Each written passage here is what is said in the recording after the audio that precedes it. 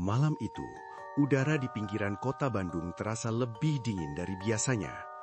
Rina, seorang mahasiswi tingkat akhir berusia 20 tahun, baru saja menempati sebuah rumah kontrakan tua di kawasan yang dikenal warga sekitar dengan sebutan Blok Keramat.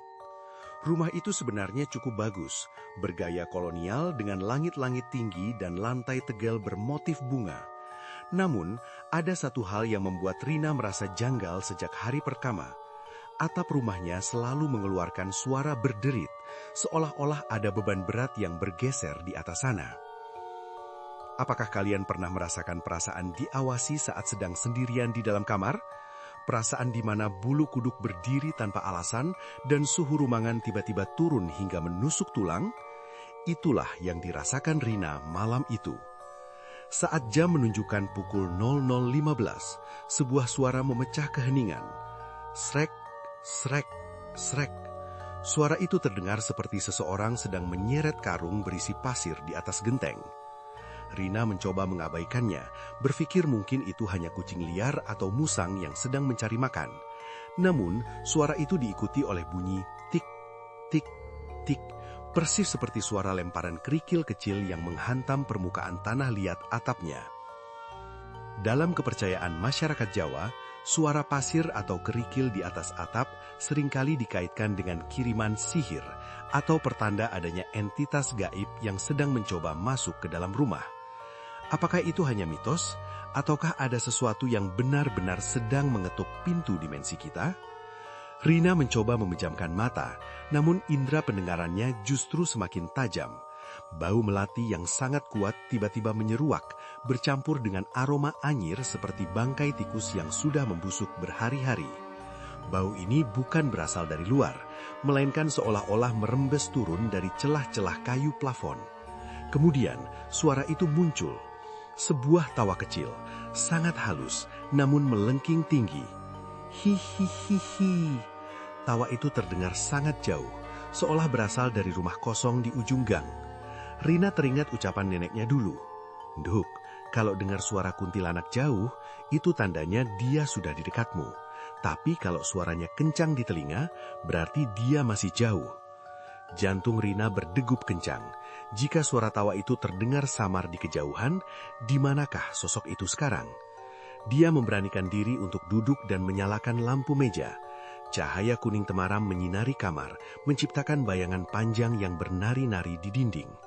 Rina menatap ke arah plafon kayu yang sudah mulai lapuk. Tiba-tiba, tawa itu terdengar lagi. Kali ini suaranya bukan lagi jauh, melainkan tepat di atas kepalanya. Hihihihihihi. Suara itu begitu melengking hingga telinga Rina berdenging.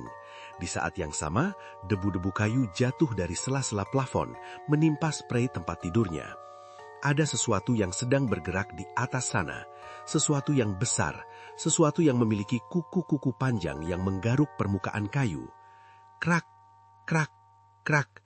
Rina tidak tahan lagi. Dia berlari keluar kamar menuju ruang tengah, berniat mencari kunci pintu depan dan pergi ke rumah ketua RT. Namun langkahnya terhenti di bawah lampu gantung ruang tengah yang bergoyang pelan. Dia melihat ke arah lantai. Di atas tegel putih itu, terdapat jejak kaki basah yang sangat kecil, seukuran kaki anak bayi, namun dengan bentuk yang cacat. Jejak itu tidak datang dari pintu, melainkan berakhir tepat di bawah lubang kontrol plafon yang terbuka sedikit. Apakah kalian akan mendongak jika berada di posisi Rina? Rasa penasaran seringkali menjadi bumerang bagi manusia.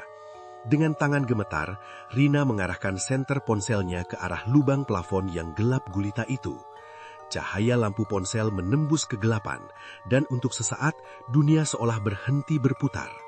Di balik lubang itu, sepasang mata merah menyala menatapnya balik. Wajahnya pucat pasi dengan kulit yang tampak mengeripik seperti buah busuk. Rambutnya yang hitam legam dan kusut menjuntai turun melewati celah plafon, menyentuh ujung bahu Rina.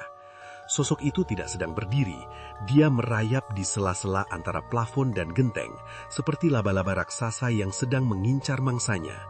Sosok itu membuka mulutnya yang lebar, memperlihatkan deretan gigi yang runcing dan menghitam. Tawa itu keluar lagi, namun kali ini bukan suara melengking, melainkan suara berat yang bergetar. Sudah pulang. Rina terjatuh lemas. Dia menyadari satu hal yang terlambat. Rumah ini bukan sekedar kontrakan tua yang angker. Berdasarkan arsip berita lokal yang sempat ia baca sekilas saat mencari tempat tinggal, data yang menunjukkan bahwa rumah ini dulunya adalah tempat praktik dukun bayi yang berakhir tragis. Atap rumah ini adalah tempat penyimpanan janin-janin yang tidak diinginkan. Mereka tidak pernah pergi. Mereka tumbuh di dalam kegelapan di atas sana, memakan sisa-sisa energi dari siapapun yang berani berteduh di bawah atap mereka. Tiba-tiba, lampu seluruh rumah padam. Keheningan total mencekam, hanya menyisakan suara nafas Rina yang memburu. Di tengah kegelapan itu, dia merasakan sesuatu yang dingin dan basah menyentuh tengkuknya. Sebuah bisikan halus terdengar di tepat lubang telinganya. "Jangan takut, kami di sini untuk menjagamu selamanya." Keesokan harinya, warga menemukan pintu rumah Rina terbuka lebar.